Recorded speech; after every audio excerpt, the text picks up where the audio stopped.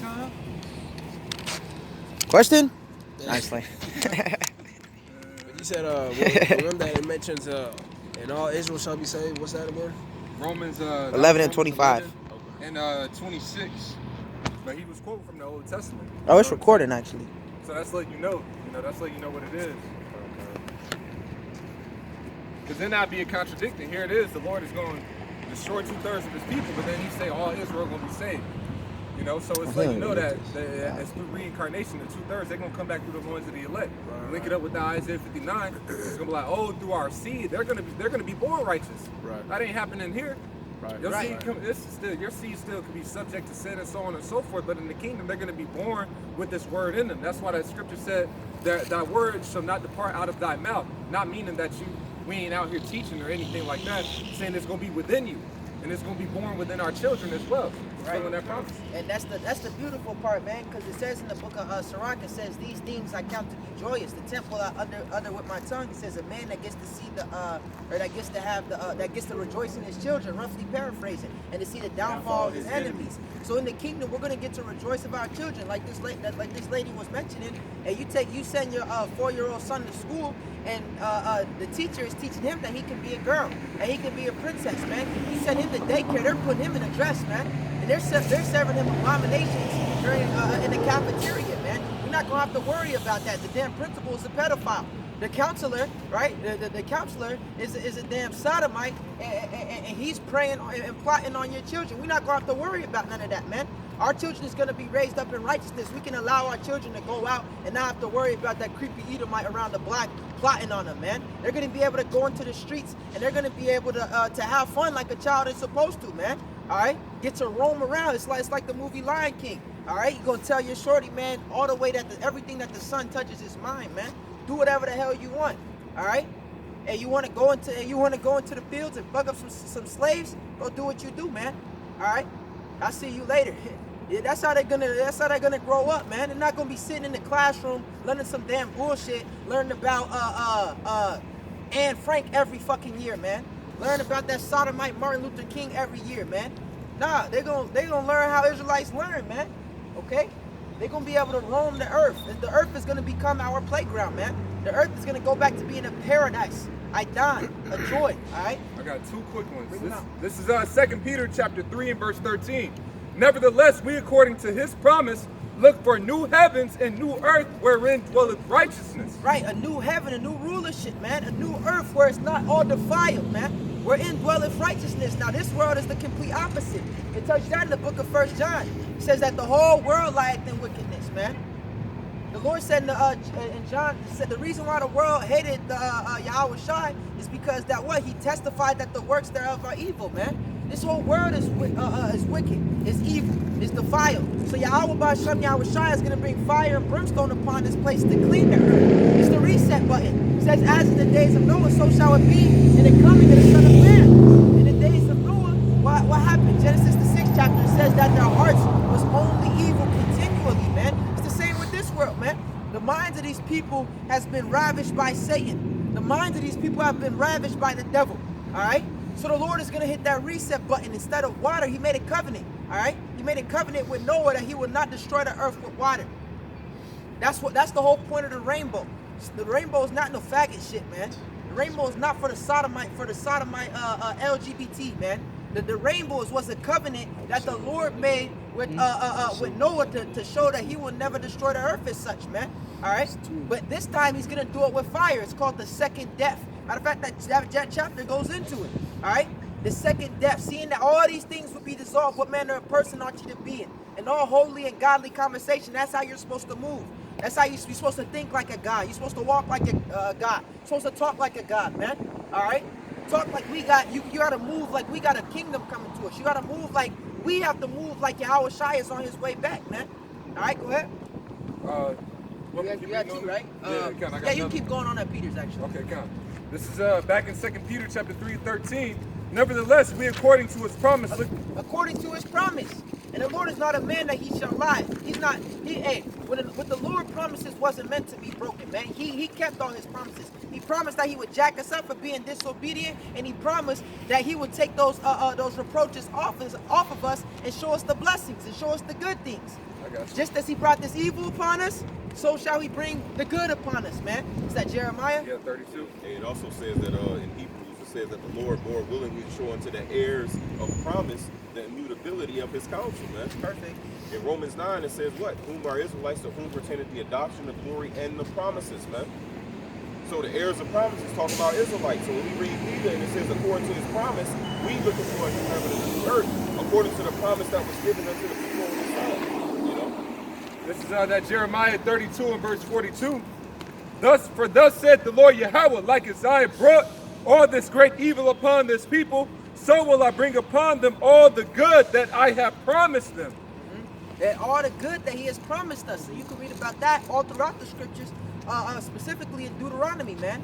In Deuteronomy, like the first 14 verses, it goes into how the Lord, it's like in 28, Deuteronomy to 28, the first 14 verses, it says, it talks about the blessings that the Lord will give us if we be obedient unto him, man. And he's going to force us to be obedient by putting his laws in our inward parts. So he's going to have to give us those blessings. He's going to have to give us those promises.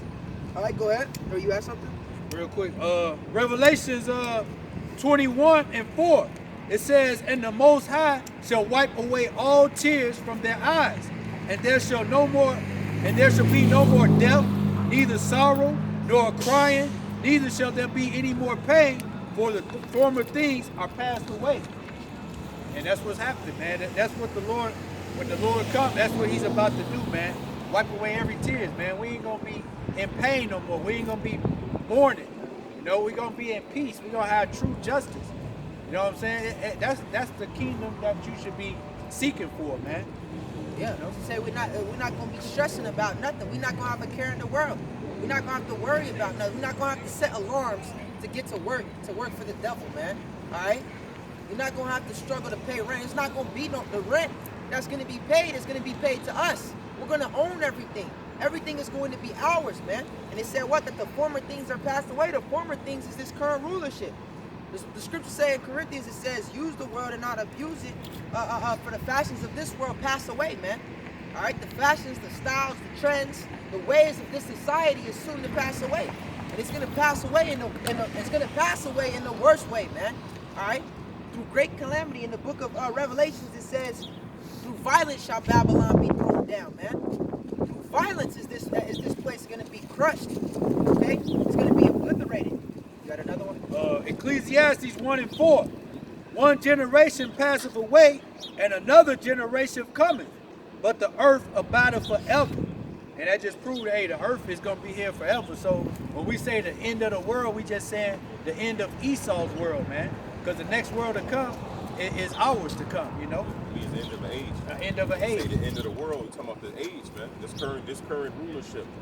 You know, it's a scripture in Psalms where the Lord said that he made the earth and given it unto the children of men. So the earth was made for a purpose, man. So the Lord didn't make it just to destroy it, you know. It's Isaiah 45 and 18. For thus saith the Lord that created the heavens, Yahweh, Ba'ashem Yahushai himself that formed the earth and made it. He hath established it. He created it not in vain. He formed it to be inhabited. I am the Lord, and there is none else. All right, so that show you right there. And then when you read, I'm gonna read the verse before that. And while you reading that, can the brother find that? Psalms? Type in earth and children of men. It's in the book of Psalms. Isaiah 45 and 17. But Israel shall be saved in the Lord with an everlasting salvation. He shall not be ashamed nor confounded, world without end. So we're a people that have no end, man. All right, and the world was made for our sake, specifically starting with the elect. It says the meek shall inherit the earth, man. You got that? Oh, you got the Psalms? Okay. And then when you read on, it says that he formed it to be inhabited, man. All right, he didn't create the world, he didn't create the earth to destroy the earth. All right? Go ahead, Kurt, grab that Psalm, bro. Psalms chapter 115 and verse 15, it says, ye are blessed of the Lord Yahweh, which made the heaven and the earth. The heaven, even the heavens, are the Lord Yahweh's, but the earth hath he given to the children of men. In order to what? So it may be inhabited. Like the brother just read this Isaiah. Y'all got it. This is back in 2 Peter 3 and 13. Nevertheless, we, according to his promise, look for new heavens and a new earth wherein dwelleth righteousness. Wherefore, beloved, seeing that ye look for such things, be diligent that ye may be found of him in peace, without spot and blameless. Right, as it says in 2 Peter, the 1st chapter, give diligence to make your calling and election sure, for if you do these things, you shall not fail. You shall not fall, man. Giving diligence meaning what? Being focused. Focused on Yahweh by Hashem Yahweh Shai. Right? Matthew, it says, seek ye first the kingdom of heaven, and all these things shall be added on to you. As long as we're seeking the kingdom, which is seeking Yahweh by Hashem Yahweh Shai, everything else will be taken care of, man. Everything else will be fine. Everything else will be straight. And we have to have confidence and faith in that when all hell breaks out, loose. I served the Lord. I gave him everything that I can. I did what I could to the best of my ability, and therefore he promised that he would take care of me in the times of trouble. All right? This is well, I'll grab this one first. This is 2nd Ezra chapter 8 in verse 52. It says, then I'll start at 50. For many great miseries shall be done to them that in the latter times shall dwell in the world, because they have walked in great pride. But understand thou for thyself, and seek out the glory for such as be like thee. For right, so many great miseries and strange calamities is going to come upon these people in these times that we're living in because of their pride, man. All right? Their pride, and you not turning to Yahweh by Hashem Yahweh Shai and taking heed to the prophets, that's pride. So because of that, many great miseries, many different, hey, this is just last year. You seen the government shut down, people was going through it. Now everything's shut down, the economy is shut down. It's just the beginning of sorrows, man. This is the first wave. Hey, there's much more strange and calamities and many miseries to come. Go ahead.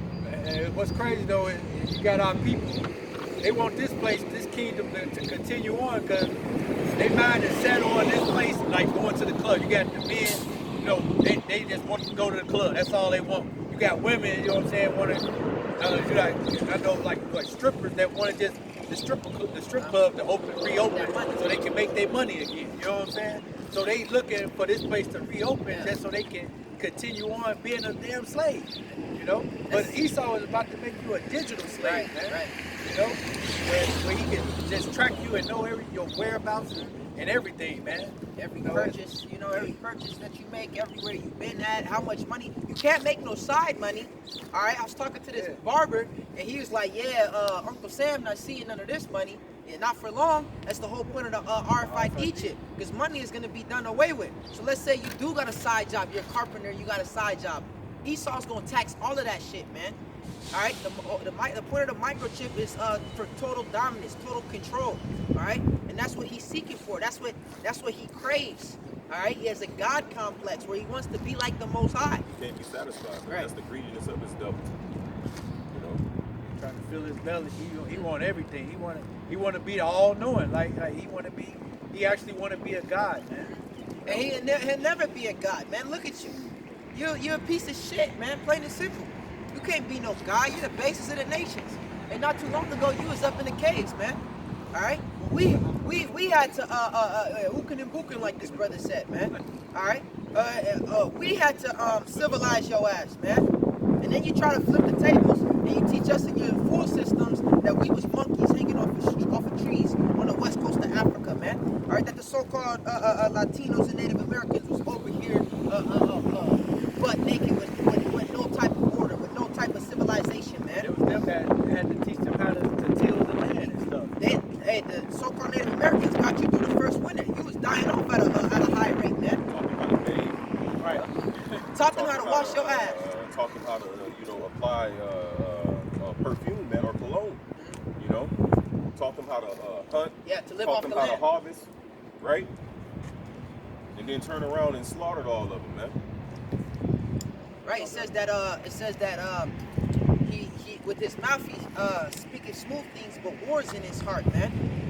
All right. And just like now, they speaking smooth things, like everything is gonna be fine, but really they got war in their heart, man. They got war. They're gonna. It's coming down to that they're gonna have to kill a lot of people in America. All right. So that they don't have enough food to continue to feed the population in the U.S., man. Okay? And they're losing resources and their economy is collapsing. They're gonna just start coming down with that great wrath at a full force, man. All right? It's gonna get to the point. It says that in Jeremiah that you cannot hide yourself, Esau, Edom. So they just gonna come out and just be like, all right, we just gonna start dropping motherfuckers, man. They just gonna put the troops on, and as they already been deploying the troops, and they gonna let them do what they do, man. All right, but you got whatever you got. It says, "For unto you is paradise open, the tree of life is planted, the time to come is prepared." Right, unto us, the Israelites, man. More importantly, the men that serving Yahweh by Shem Yahushai and have given their lives to Yahweh by Shem Yahushai. Lord willing, we endure unto the end. All right, paradise is open unto us. A kingdom wherein dwelleth all good things is open unto us. The Lord said, if we endure unto the end, we'll sit on thrones with Him, man. All right, and we'll break in pieces all these nations, man. With a rod of iron shall we control them. Everything is going to be brought to us. It says that they shall bring thee the forces of the Gentiles, man. All right? Everything that they got is going to be ours. In the book of Psalms, the 2nd chapter, it says, ask of me, and I will give thee the heathen for thy inheritance, the uttermost part of the earth for thy possession. Everything. The whole world is going to be in our hands. All right, go ahead. Plenteousness is made ready. A city is builded. Plenteousness is made ready. We're not going to lack anything in the kingdom. All right? Go ahead. Everything, hey, the spices, the jewels, the women, all right? All the resources of the earth is going to be dictated through us. It says, hey, Lord willing, we are the elect. That would make us the first fruits. The first fruits get the best of everything, man. All right? The best of the cattle, the best of the herbs, the best of the plants, of the fruits. The best of everything is going to be brought on. Hey, the best of the women, that's all going to be brought onto us. We going to have our pick of the litter. Well, that's why we out here, man. And we out here to, first and foremost, you know, from orders of Yahweh B'Shem Yahushai to teach this word. But we're out here because we're called to be kings and priests, man. And according to the law, the priests would get the first fruits. So the brother was explaining we're going to get the best of everything. Yeah, that's exactly right, man. And more importantly, the men who present their lives as a living sacrifice. Those men are going to have the best of the best, man. Because those men are going to have what? They're going to have the first fruits of everything of the earth, man. You know? So what? That's like the brother said, that's the best fruits. That's the best herbs. That you can think of. This is Sirach chapter 7 and verse 31. It says, I'll start at 29. Fear the Lord with all thy soul, and reverence his priests. Love him that made thee with all thy strength, and forsake not his ministers. Fear the Lord and honor the priest, and give him his portion, as it is commanded thee, the first fruits, and the trespass offering, and the gift of the shoulders. And the gift of the shoulder, that was given to the priest, man. You know, that was boy, you know, that goddamn shoulder was great. Hell yeah. You know? Hey, you know the priests live in the best parts of the city, man. They live in the suburbs. In the suburbs, man. That's right. I'm a suburban dude. Nigga Kodak. And let's go. And hey, he's a Levite. Yeah, and he's a Levite, man. Yeah. That's spiritual. Go ahead, Sean. It says, the first fruits, and the trespass offering, and the gift of the shoulders, and the sacrifice of sanctification, and the first fruits of the holy things. The first fruits of the holy things, man. That was given to Aaron's, you know, because Aaron got a tithe of the tithe, man. Damn. And Aaron was, and that's the stand we're coming under. It says you're a high priest after the order of Melchizedek, man, and we're coming in that order, man. Yep. So we're going to have the tithe of the tithe, man, or a tenth of the tenth, so you can better understand, you know. The best of the best. The best of the best, you know. The best of the best, man. It's going to be given unto us, and we're doing. Hey, right now, what we're doing is we're earning an inheritance in the kingdom, a great inheritance in the kingdom. Just like when Caleb and Joshua went to spy out the nations, all right. Caleb got a fat portion in Judah, man. All right, because of what? Because of his what's the word? Because of his confession, man. The water. 49. The water. This is First Maccabees chapter 2 and verse 49. Now when the time drew near that Mattathias should die, he said unto his sons, now hath pride and rebuke gotten strength in the time of destruction and the wrath of indignation. And so that lets you know, hey, the devil came down with great wrath back then, just like he's about to do again. These were Greeks.